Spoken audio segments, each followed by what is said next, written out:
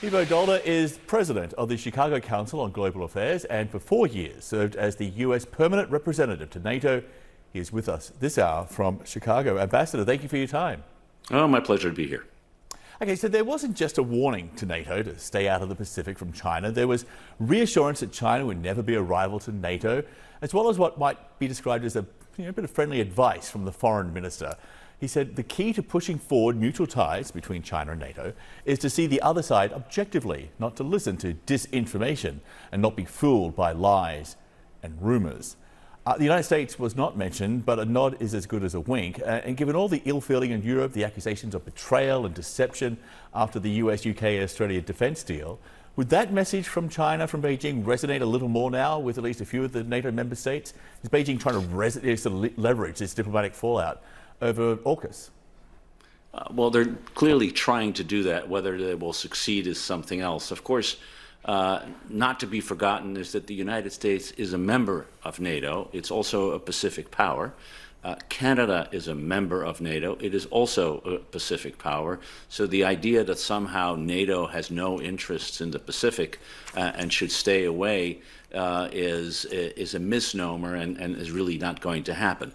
Whether the Chinese can succeed in furthering any divisions between the United States and its European allies is perhaps a different question. Clearly, the AUKUS deal has upset at least one ally in Europe, France, both for commercial reasons, because there was a major sub-deal that it had signed with the Australians, but also, frankly, for reasons that have to do with why don't you take our interests seriously? After all, France is a Pacific power as well. Well, we're seeing right now the diplomatic relations between Washington and Paris are, at least from appearance's sake, they appear to be on the mend. But the French President, Emmanuel Macron, he continues to use this moment, it seems, to push for his vision of a European defence strategy which is much less reliant on the United States. Here he is, listen to this. We would be naive, or rather we would be making a terrible mistake if we did not want to draw all the consequences and see this for ourselves. And so here too, it is with the same pragmatism, the same lucidity for our independence that we as Europeans must take our part in our own protection.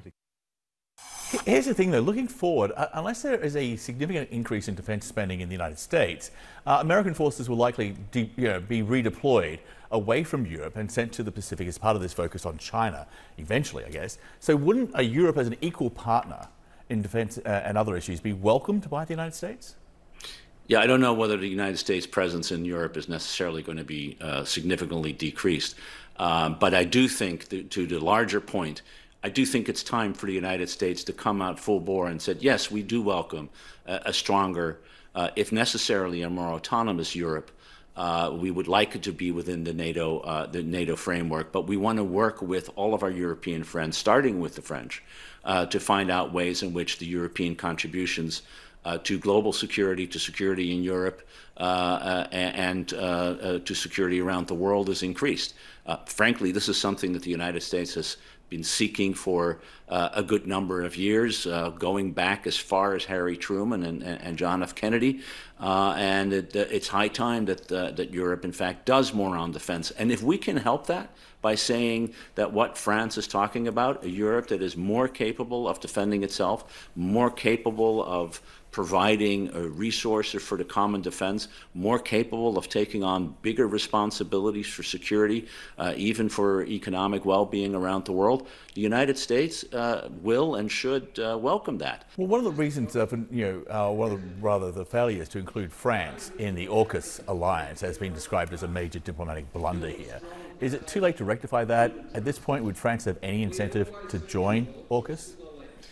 So I think it was a major blunder. I do believe that France has good reasons for being upset, if only by being kept in the dark for something that it had itself declared to be of vital interest to France. So the question is, how do we repair a relationship? I do think it makes sense for us to start thinking more in how do we bring the allies, the major advanced democracies in Asia, together with the major advanced democracies in Europe, together with the major advanced democracies in North America.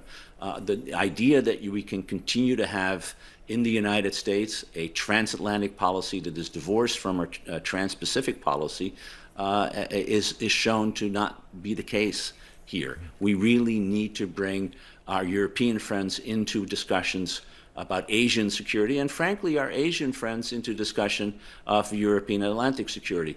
In fact, if you look at countries like Australia, it has fought alongside the United States in every war for the past 100 years.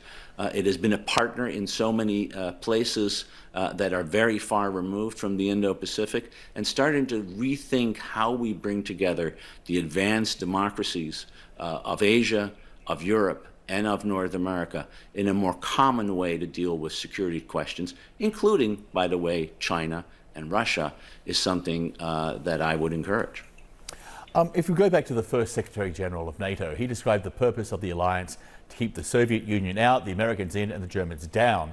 Well, it's been mission accomplished on that for quite some time. And ever since, we've seen this growing divide in US and European priorities as well as interests, whether it's opposition to the Iraq invasion in 2003, an approach to Israel, which the Europeans want to take a little tougher approach, maybe a softer approach with Iran. Different strategic goals are nothing new in this alliance. So when it comes to China, should that really be unexpected as well? It just seems business as usual.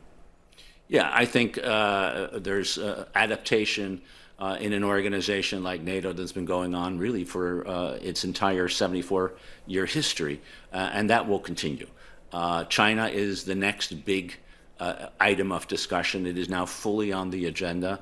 It was first brought on the agenda in a leaders' meeting in London back in 2019, and then became a real topic of discussion again earlier this year when NATO had a summit when President Biden was there. There is now a real sense within NATO that it is no longer possible to ignore China. Ambassador Daalder, thank you so much for being with us. Well, my pleasure.